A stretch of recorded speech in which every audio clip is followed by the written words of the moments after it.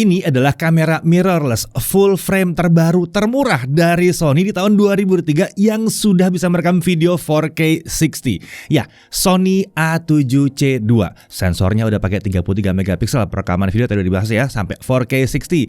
In body image stabilizer-nya punya rating 7 step alias stabil banget. Tombol pengendaliannya udah semakin lengkap sekarang, terasa sangat profesional di sini.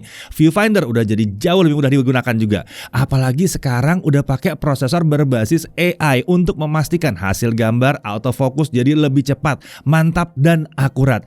Ini bisa dikatakan sebagai peningkatan yang super jauh dibandingkan Sony A7C yang udah sekitar 3 tahun lalu itu dianggap sebagai kamera full frame paling worth it. Nah, dengan bodi yang ringkas, kami rasa si A7C II ini akan menjadi kamera yang banyak dicari oleh beragam kalangan yang memang butuh kamera dengan sensor full frame. Oke, Sony A7C yang pertama ini adalah kamera yang menggemparkan karena kualitas hasil gambar yang tinggi khas sensor full frame, tapi hadir dalam bodi yang ringkas, mungil, dan yang paling penting harganya sangat terjangkau dibandingkan kamera full frame Sony yang lainnya. Kami pun menggunakan A7C nih ya sebagai kamera untuk merekam B-roll dan detail tinggi dan untuk perekaman video di kondisi pencahayaan yang cenderung agak liar gitu ya, seperti di luar ruangan atau saat lagi liputan gitu. Nah, setelah 3 tahun berlalu, Sony hadirkan A7C II sebagai penerus. Jujur aja, kami sebenarnya tidak berharap akan ada perubahan yang drastis jika kita membandingkan A7C II dengan A7C. Tapi Sony ternyata menghadirkan kejutan yang seru di seri yang barunya ini. Mulai dari gripnya, lalu tombol putar pengendalian hingga viewfinder, semuanya di-upgrade membuat rasanya menggunakan A7C II ini jadi cukup jauh berbeda dibandingkan A7C. Nah, kami sih merasa seperti menggunakan kamera profesional nih. Padahal kalau dibandingkan mirrorless full frame Sony yang lain yang bisa merekam 4K 60, harganya ini yang paling murah. Oke, mari kita bahas spesifikasi dasar dari si Sony A7C II. Untuk sensornya dia bisa merekam 7008 x 4672 piksel, sekitar 33 megapiksel jadinya ya. Ini adalah BSI CMOS sensor dengan prosesor Beyond XR. Rentang ISO untuk foto adalah 50 sampai 204.800. Rentang ISO untuk video adalah 100 sampai 102.400. Untuk video, sensor ini menghasilkan video 4K 30 atau 4K 30 tanpa cropping dengan proses oversampling dari 7K. Iya, yang oversampling dari 5K, 6K aja udah hebat. Ini dari 7K. Jadi detailnya tuh bisa tinggi banget. Kalau butuh 60 fps bisa juga. A7C II mengizinkan perekaman hingga 4K 60 di setting Super 35. 10 bit 422. Jadi ini ada crop 1,5 kali. Jadi mirip seperti kalau kita pakai sensor APS-C ya. Nah, untuk pemotretan A7C II ini bisa mencapai 10 frame per second continuous shooting. Sementara untuk video dia bisa mencapai 1080p 120 fps. Untuk autofocus tersedia 759 titik ya, meliputi 94% wilayah perekaman. Dan ini yang paling penting, sensornya distabilkan dengan in-body image stabilizer atau yang suka dibilang IBIS itu ya, 5 axis yang sekarang efektivitasnya udah 7 step. Kalau yang dulu kan 5 step aja. Nah, untuk vlogging nih harusnya nih udah nggak butuh gimbal lagi nih ya. Nah, kita bisa mengatur shutter dan aperture dengan incremental sepertiga stop. Ini buat pengaturannya jadi presisi di sini. Sementara itu untuk exposure compensation di mode kamera ya, untuk pemotretan itu bisa plus minus 5 nih. Wah, jadi variatif banget ya. Sementara untuk mode video dia bisa di plus minus 2 aja. Dari segi desain bentuknya sangat mirip dengan A7C versi awal dan sejujurnya nggak ada mirip-miripnya dengan seri A7 yang lain. Mungkin bahkan lebih mirip dengan kamera bersensor APS-C seperti A6400 gitu misalnya ya. Nah, bobotnya body on lead sekitar 428 gram. Ini tanpa lensa dan tanpa baterai. Dan sekitar 500-an gram dengan baterai bawaan aslinya ya. Dipadu dengan lensa 24 mm f2.8, ini bobotnya juga baru ada di kisaran 670-an gram aja. Ya, itu sudah dengan baterai-baterainya juga. Ya, ini adalah kamera yang memang cukup ringan dan dimensinya juga mungil, 124 x 71 x 63 mm. Bodinya memang tidak sekecil dan seringan seri A6000 ya. Tapi untuk sebuah kamera mirrorless A7C II ini jelas mungil banget. Sekarang mari kita lihat permukaan bodinya mulai dari sisi kiri ya. Di kiri ini adalah letak semua konektor dan slotnya. Di bagian atas ada jack 3,5 mm untuk mikrofon atau untuk audio input. Di sampingnya ada port USB Type-C. Ini bisa digunakan untuk transfer data dan untuk ngecharge juga. Ya, kita bisa menggunakan kamera ini sembari sedang di-charge. Di bagian tengah ada slot untuk single SD card ya. Nah, ini mungkin banyak yang komplain, tapi ya ingat harganya ya dan kemampuannya. Single SD card oke lah ya. Lalu di bagian bawah ada port micro HDMI untuk menampilkan gambar ke layar dan ada audio jack 3,5 mm lagi untuk audio output atau untuk headphone untuk monitoring. Di bagian atas sisi kiri ini ada logo T-Star berwarna merah. Ini adalah logo dari coatingnya Zeiss yang terkenal itu. Kenapa ada di sini? Nah, karena viewfinder yang ada di sisi kiri ini menggunakan coating tersebut agar tampilan jadi jernih. Ini adalah viewfinder yang menurut kami nyaman banget dipakai. Posisinya memang nggak di tengah, tapi untuk kamera semungil ini rasanya posisinya malah jadi pas. EVF ini menggunakan 2,36 juta dot OLED dengan magnifikasi di 0,7 kali. Peningkatannya cukup jauh nih dibandingkan A7C yang sebelumnya. Di sebelah kanan EVF ini terlihat ada tombol putar pengatur diopter untuk kalian-kalian yang menggunakan kacamata, termasuk saya juga ya. Jadi nggak perlu pakai kacamata untuk ngintip di sini, di-set aja diopternya. Nah, sekarang mari kita lihat di sisi atas dari si A7C2. Dari kiri atas ada logonya dan di dekatnya ada dua lubang yang merupakan speaker dari kamera ini. Kalau logo ini tahu kan, ini dulu adalah penanda posisi film plane. Sekarang seharusnya ini adalah penanda posisi sensor di dalam bodi. Beralih ke tengah, ini adalah sebuah hot shoe Sony yang sudah dilengkapi dengan konektor untuk audio dan aksesoris lainnya. Lanjut ke kanan ada tombol putar pengaturan menu perekaman yang klasik berisikan dengan mode auto, PASM dan 3 mode custom. Di dasar tombol ini ada switch untuk memilih mode perekamannya, mau khusus untuk pemotretan, perekaman video atau mode SNQ. Lanjut ke bagian kanan agak ke belakang nih ya, ini adalah tombol pengaturan multifungsi yang pada dasarnya akan menjadi pengatur kompensasi pencahayaan secara default. Jadi mau plus minus, nah di sini nih defaultnya ya. Di depannya ada tombol khusus perekaman video. Kemudian di paling depan ada tombol shutter untuk pengambilan foto yang dikelilingi switch on off. Maju sedikit ke depan lagi, ini adalah tombol putar baru untuk pengaturan beragam parameter pemotretan. Tombol ini membuat pengaturan parameter jadi makin cepat dan nyaman, seperti kamera profesional jadinya ya. Nah, oke, sekarang kita lihat lagi ke bagian belakang. Di sisi belakang ini ada tombol putar pengaturan parameter perekaman juga. Jadi bodi ini punya total 3 tombol pengaturan seperti ini. 2 dikendalikan di ibu jari kita dan 1 dikendalikan oleh telunjuk. Di sisi kirinya ada tombol C1 untuk fungsi yang bisa diatur dan ada tombol menu untuk membuka semua fitur kamera ini. Beralih ke kanan lagi, ada tombol AF on. Ini tombol khusus untuk memaksa autofocus aktif dalam mode apapun. Kemudian ada tombol FN atau function untuk membuka menu pengaturan cepat pada kamera ini. Sekarang kita beralih ke dial yang ada di bagian belakang. Tombol putar ini sebenarnya adalah D-pad 4 arah yang bisa ditekan juga sisi-sisinya. Sisi atas untuk pengaturan tampilan layar, ini harusnya sering digunakan ya. Lalu sisi kanan didedikasikan untuk ISO. Sisi kiri ini adalah pengaturan drive mode dan timer. Di bagian bawah adalah untuk pengaturan menu galeri. Di bawah tombol putar ini ada sebuah tombol untuk membuka galeri dan sebuah tombol dengan fungsi yang bisa di-custom atau C2 yang sekaligus merangkap jadi tombol delete saat berada dalam galeri. Nah, untuk layarnya nih, ini adalah layar 3 inci 1,036 juta piksel. Layar itu bisa diarahkan ke berbagai penjuru. Nah, ini akan memudahkan kita kalau mau vlogging atau low angle, high angle, sangat memudahkan sekali. Nah, oke, salah satu hal yang baru lagi di sini adalah layarnya A7C2 ini sudah merupakan layar sentuh yang berfungsi untuk semua menu dalam galeri juga ya. Jadi, pengoperasian A7C2 bisa jadi lebih mudah untuk para pemula. Ya, bisa langsung colek aja menunya gitu. Kalau yang dulu kan nggak bisa. Nah, kemudian di sisi bawah kamera ini kita bisa lihat ada slot untuk baterai. Penutupnya bisa dibuka nih kalau kita mau pakai aksesoris baterai yang terkoneksi ke colokan listrik langsung. Lalu kemudian di sisi tengah terlihat ada lubang untuk tripod yang terbuat dari metal. Posisinya tepat di poros lensa. Oke, sekarang kita masuk ke pemakaiannya ya. Nah, dalam pengujian saat pakai ini kita memilih untuk memperlakukan si A7C2 sebagai kamera vlogging ya. Semua setting kami utamakan di full auto. Oke, pengujian kali ini ada di Maui, Hawaii. Kebetulan sempat saya bawa buat iseng nyoba-nyoba sebentar. Ini stabilisationnya semuanya di off, dimatikan. Saya pegang pakai tangan saja ya, bahkan nggak pakai tripod. Kemudian mikrofonnya adalah mikrofon bawaan aja, saya cobain ya. Kita lihat aja ntar hasilnya gimana. Ya kalau orang cuma beli kameranya doang, nggak beli aksesoris macam-macam, gini nih jadinya nih. Ini kejadian. Lensa 24 mm ya, G series. Ya cocok lah buat vlogging, pas ya segini. Kalau tangannya panjang dikit, tuh lumayan ya. Lumayan, nggak perlu lebar-lebar amat. Ya namanya juga full frame ya, 24 cukup. Semua standar, semua kayak bawaan pabrik aja gitu. Kita bisa lihat seperti ini kurang lebih hasilnya. Kalau saya jalan ya tentunya nggak gitu asik ya, karena stabilizernya nggak dihidupin. Coba kita hidupin stabilizer standarnya ya. Sebentar, saya matiin dulu, saya hidupin lagi nanti. Nah sekarang stabilizer ada di steady shotnya di standar ini ya. Coba kita jalan. Ini saya di rumput jadi agak oglek pastinya. Ya jadi nantangin banget ini emang, bukan di jalan yang rata. Gini hasilnya. Tapi masih ada ekstra lagi di steady shotnya. Saya coba setting ke yang lebih bagus lagi ya.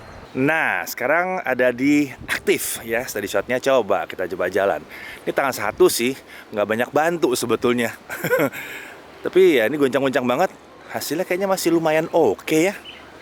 Kayaknya sih kalau mau vlogging mendingan pakai yang aktif aja. Lebih mantep yang aktif ini. Gimana?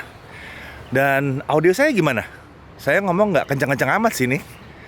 Nah sekarang saya pindahin dari P ke mode auto untuk lihat dia bisa ganti-ganti scene nggak ya, coba ya. Ini saya coba melihat kalau misalnya bisa berubah ternyata scene-nya ya. Ya, backlighting parah nih, mataharinya bener-bener di sana nih. Lalu lanjut lagi, saya muter lagi. Ya, oke. Autofocus sih mantep nih, nggak ada masalah sama sekali. Ya, jadi gimana backlightnya? Cukup terhandle backlightnya? Ya, enakan kalau backlight ini sebenarnya pakai lock aja ya. Jadi lebih mantep, tapi kan nggak semua bisa pakai. Dan ini kita coba di mode autonya. Kameranya bisa menghandle seperti apa di mode auto. Oke, sekarang masih tetap di mode yang sama. Kita coba bawa jalan, ada ke depan. Saya jalan biasa aja, nggak pakai hati-hati amat. Hasilnya kurang lebih seperti ini ya. Gimana? Oke nggak tuh? Coba kita lihat kalau kita geser ke sana. Lalu kita lihat ke kanan, ke arah pantai. Mungkin ini scene yang asik ya, bentuknya kayak gini. Keren nih. Kita lanjut lagi dikit. Gimana kestabilannya? Mantap? Oke, sekarang udah malam dan saya coba tes ini. Lagi-lagi mikrofon masih mikrofon bawaan aja, nggak ditambahin apa-apa. Ini steady shotnya dimatikan total. Coba kalau kita jalan kira-kira seperti apa? Iya, jadinya kayak begini. Enak nggak ya kayak begini? Kalau jalannya hati-hati mungkin masih oke ya. Ada jitter? Oke, sekarang mari kita lihat kalau kita ganti pakai setting berikutnya. Nah, sekarang steady shotnya ada di standar. Kita coba lagi, yuk. Kalau di standar jadinya seperti ini nih. Kalau steady shotnya standar. Lagi-lagi ingat ini saya pakai lensa 24 mm yang f2,8. Ya. Jadi kestabilannya gimana? Bisa lihat ya. Sekarang kita coba yang lebih mantap lagi. Sekarang steady shotnya ada di aktif. Kita coba ya. Oke. Coba jalan. Gimana tuh steady shotnya? Saya pegang pakai satu tangan aja nih. Nggak pakai dua tangan. Tripod aja, bukan gimbal. Hasilnya kalau dipakai vlogging malam-malam di hotel kayak gini nih. Ini temaram banget sih sebetulnya. Gimana hasilnya? Oke? Sekarang kalau kita maju dengan steady shot di off, kita matikan. Hasilnya kayak begini ya. Ya jelas pasti akan ada guncangan-guncangan ya sedikit ya. Sekarang kita maju dengan steady shot ada di hidup, tapi bukan yang di aktif ya. Coba kita lihat hasilnya kayak gimana. Cukup stabil apa enggak nih? Yang jelas beda sama yang tadi ya. Lalu sekarang steady shotnya ada di aktif. Jadinya kurang lebih seperti ini. Coba lari.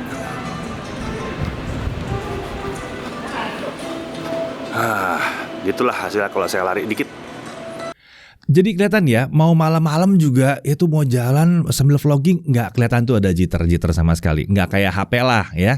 Nah, untuk pengujian foto di malam hari kami mencoba foto dengan speed rendah 30 detik dan hasilnya nih mantap banget. Detailnya bisa terdefinisi banget. Kemudian kita bisa lihat di sini, stabilizer terlihat membuat image masih bisa memberikan detail yang cukup tajam meski dilakukan secara handheld. Ya, untuk yang satu ini saya tidak pakai tripod kayak yang tadi. Ya ini handheld aja. Dengan kecepatan rendah sekalipun kita bisa dapat detail-detail seperti ini. Luar biasa ya, di zoom in pun masih mantep. Ya, jadi memang kalau soal image, detail segala macam ini udah luar biasa. Dan mungkin sebagai catatan bahwa active mode image stabilization ini terasa lebih stabil daripada pakai yang tanpa active mode ya. Dan dia tidak memberikan efek penurunan kualitas.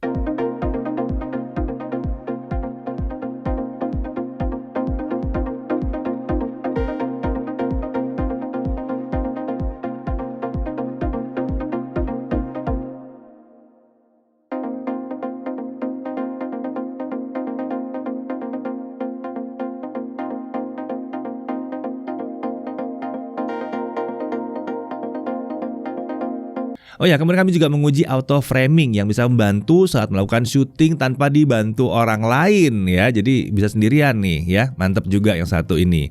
Uniknya dalam penggunaan kami pernah melakukan kesalahan dan lupa mencolok kabel audio ya. Walaupun tadi kita udah coba pakai audionya ya, tapi kita pernah salah nih. Emang nggak disengaja. Dan itu membuat kamera merekam bukan dari mic yang kita udah pasang, tapi kita pakai mic internal. Hasilnya ternyata kita masih bisa pakai karena audionya masih cukup oke ternyata.